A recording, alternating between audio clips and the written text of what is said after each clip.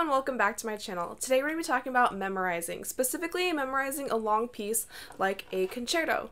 I don't know how relatable this is to some of you, but to me personally, memorizing is one of the scariest things as a musician that I could do. To me, the biggest part of performing is I'm so scared of memory slips. And so recently my teacher asked me to have this Wieniawski No. 2, which I've been working on, to have it memorized. And that was honestly kind of terrifying to me because I haven't memorized a whole concerto ever in my life. I haven't even played with a piano accompanist in 2 years because of COVID. So this should be really interesting. But anyways, I thought I would make this video to kind of walk through my process as of right now for how I'm planning on tackling this piece. It is to memorize a whole 3-movement concerto. Granted, it's not as long as, say, like Sibelius or Tchaikovsky, but for me, it's still very long since I haven't memorized something in such a long time. For today's purposes, I'm just going to be working on movement 3, but the technique I'm using to memorize is going to apply to all sorts of other concertos, pieces, whatever. And then I kind of have 3 general tips for any sort of memorization and just tips for good playing in general. So the first step I have in memorizing is to chunk down the piece. Let's see, for movement 3, this is what we have to work with.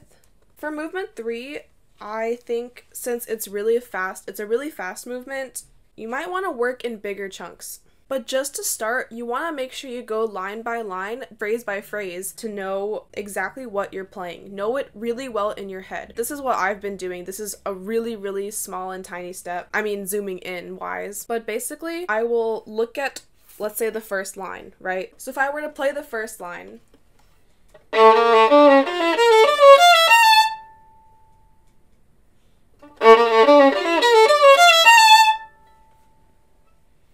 that's the first line, and that's it. So what you want to do is you want to have the music in front and then know what the first line is in your head, turn the stand around, and then try to tackle it from there. Try to see if you can have that line memorized. Rests and everything, dynamics and everything, articulation, try to have all those details in your photographic memory, basically, of what that line looked like. So basically, I will kind of go through this line by line, and then what I want to do is kind of put it into a chunk. It doesn't really matter how big the chunks are as long as you're comfortable with it, but eventually I think you want to start getting to the point where the chunks get bigger and bigger, and then you're eventually at landing points. So when you're memorizing, you get to specific landing points that remind you of where you are in the piece. So for example, I would probably do this part as a chunk.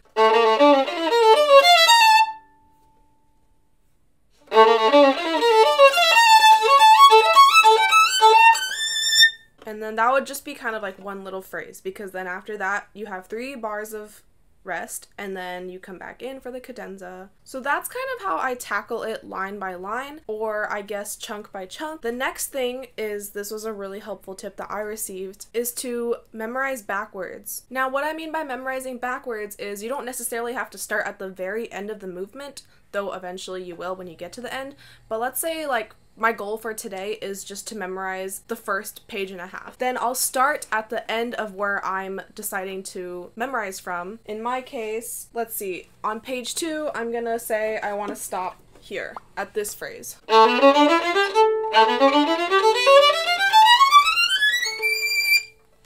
I want to stop there, right? That's the last thing that I plan on memorizing. So I'm going to work backwards. So first I'm going to have that little line memorized, which I just did. But then I want to move back to where the phrase started before that. So for me, I'm going to move about 2 lines back where that phrase starts.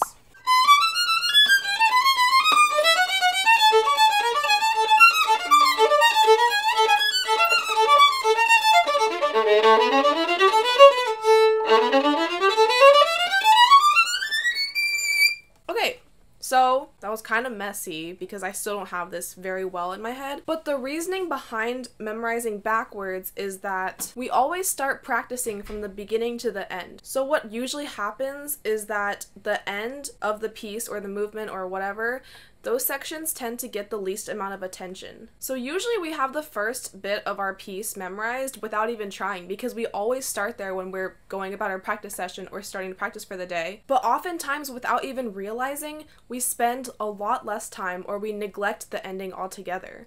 So in order to keep the ending on equal level, not even more, we have to intentionally spend more time on the ending parts or the middle parts especially. Intentionally focusing on the ending sections of every piece will actually help you know the piece better overall. Honestly, this tip about memorizing from the end, working your way backwards to the beginning, is the best tip that I have personally received, since it really helps me get to know this piece and think of it in a way that I normally would not think of. View it from a different perspective. So basically, I'm breaking things down into chunks, into sections, and then I'm working my way backwards, back to the beginning. But the next most important thing, and basically the last step I'll take, is to focus on the transitions between each chunk that you're playing. So let's say that the previous chunk I will be playing ends here. And then I'm back to where I was.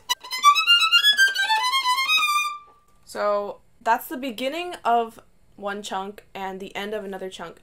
I want to practice those bits especially and practice playing them through.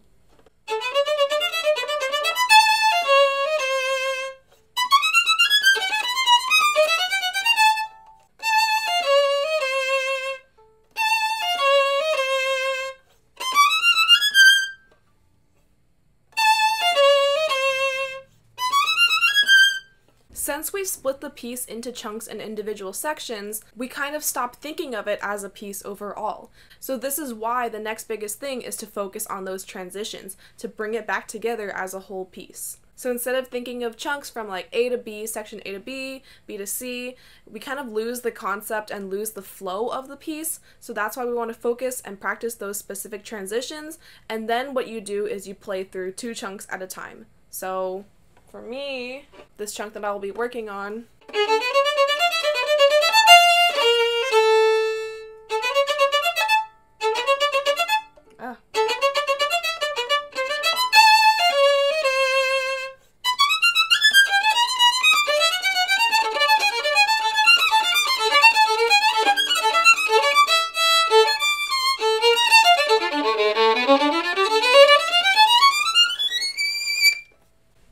Sorry, that was really rough, but anyways, the point is I am now bridging those 2 back together and almost creating a bigger chunk. But this is how you want to work. You want to work backwards and you want to sew together more pieces like a quilt.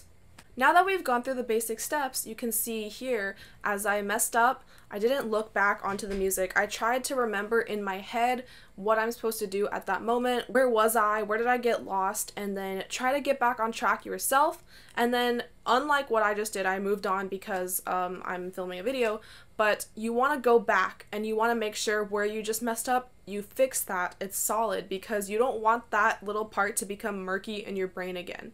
You want to make sure you know exactly where you went wrong and what you did, and correct what your memory has of that moment. So for example, I'm just going to start playing from the top of the page because I'm bound to mess up somewhere, and we'll talk from there.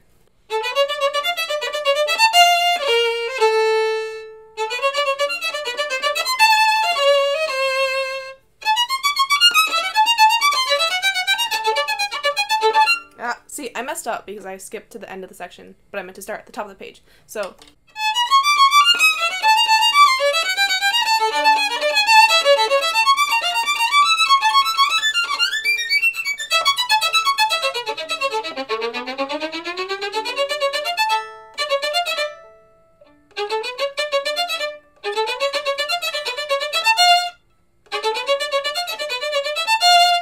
notice how I went back? That little measure that I messed up, I just replayed it over and over so that my hands remember what I did wrong and my mind knows and remember what I did wrong.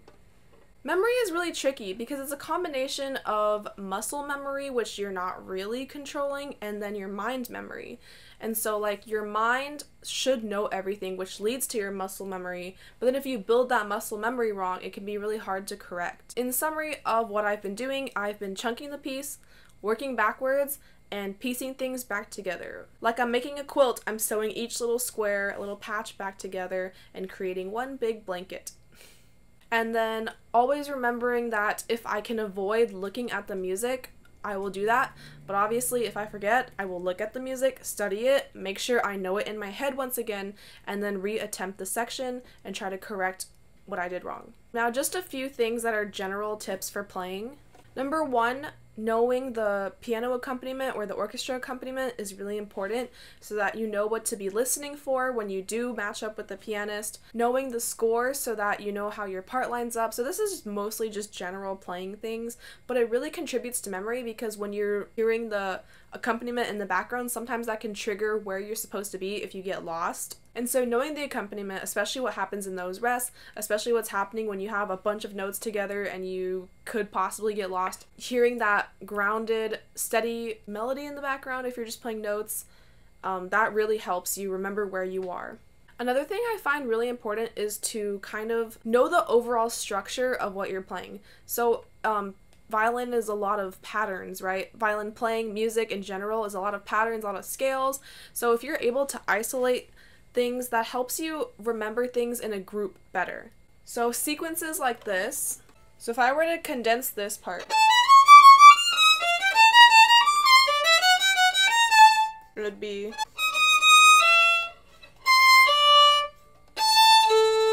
those are the notes that I'm listening out for.